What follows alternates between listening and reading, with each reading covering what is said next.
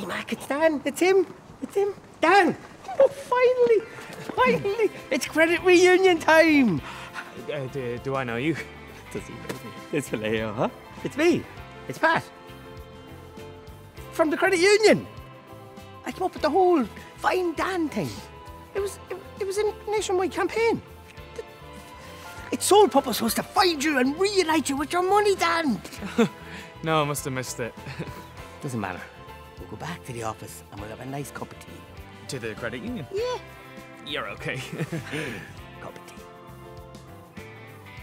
Yeah, okay, a cup of tea.